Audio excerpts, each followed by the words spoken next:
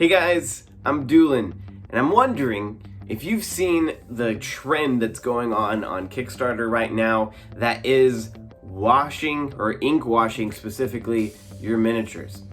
I've yet to see this until fairly recently, but I've noticed it everywhere now. I first noticed it with Bloodstone, and I was extremely impressed with not only the miniature quality, but also with the wash that went over it. I almost felt like maybe I don't even need to paint these guys.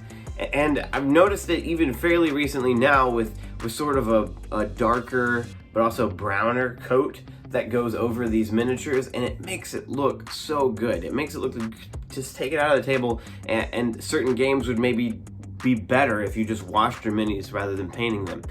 And that got me thinking, is there a way to replicate this with just the things that I own? If I don't have to buy anything, if I don't have to go out and buy specifically inks and a bunch of things to mix up like they say in a bunch of other YouTube channels, I would love that because I am lazy and I'm gonna try to do it the easiest way possible. So I came up with this strategy, and you can decide by the end if you like it or not, but I'm pleased with it. So the first step is we're going to prime our miniatures. And the thing that I used was the Wraithbone from Citadel. Best primer if you like to weigh different kinds of primers. You maybe want a cheaper one. Take a look at my other video, but I really do think that this is the way to go for this task specifically. So I primed the entire miniature in the Wraithbone, let it dry. You always want to wait a while after applying anything to any miniature before you go on to a next step, especially washes and especially primers. If you don't, you're gonna ruin the work that you've done. So just hands off, have patience, and come back to it later. Second step is to apply all the way over this miniature the light tone from Army Painter Quickshade.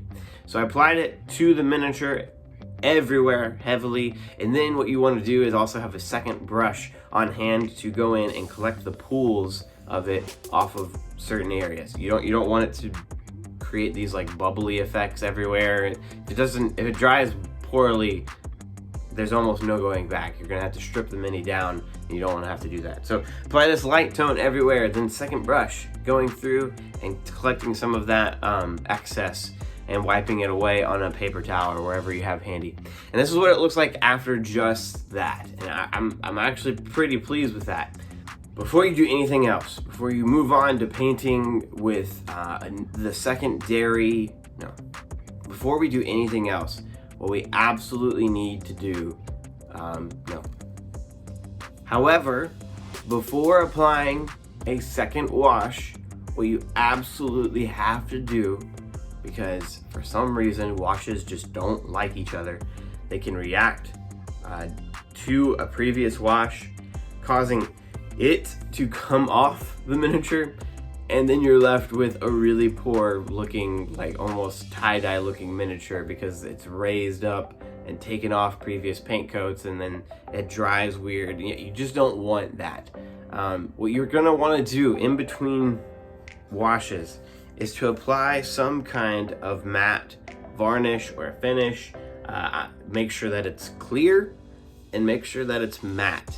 I use this, and I've used this for a very long time, and it works great, and it's cheap and easy. Notice in a lot of these really cool miniature based Kickstarters that if they wash their minis, it's almost like they have multiple layers of ink, and I wish that they would come out with videos showing how they did it, because I took a wild guess, but I figured that they're not just using one, they're probably using at least 2, if not 3 washes on these miniatures. So they start with like a brown, because you can tell that some of those are kind of like a bony texture underneath, but then to really emphasize those crevices and to make them a black, I used a dark tone quick shader right after.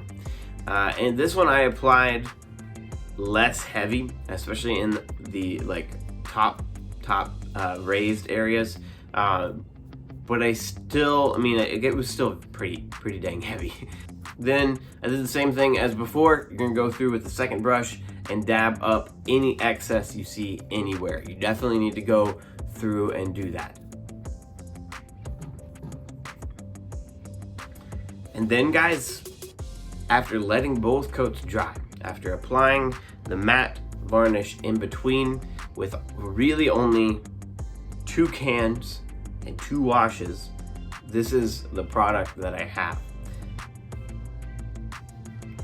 This miniature is actually from the Massive Darkness board game, and I hadn't painted any of the miniatures yet, and I wanted to know if I could cover one with this. Would the theme be cool enough to just need these painted this way and then me paint the hero characters regularly? I think I'm gonna do that for the whole set. I've even had a couple of ideas of using color washes to change up based on what type of enemy they are, but we'll see. I might not go down that route. I'm excited to keep trying this though. It's a unique way of painting that uses only a few sets of skills, but if you're not careful, like washes can normally cover up mistakes that you use them at the end of painting a miniature. However, when you only use washes, you gotta be really good at applying washes. Like you need to practice maybe on a few miniatures that you've already painted first, because it definitely is easier. The mistakes, the pools you leave, like everything else, it's a lot less noticeable when there's paint underneath of it. Whereas when you're painting straight onto white or straight onto Wraithbone, you can see every single step that you need to go in and remove some excess, or it's gonna look bad.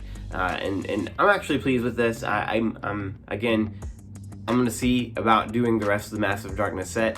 Let me know if you've come up with an even easier way to do this, or even maybe a little bit more difficult, but it would be way more worth it for me to do this instead. Let me know in the comments. That'd be great. Until next time, I'll see you. I'm Doolin, and this is Table Nuts. Bye.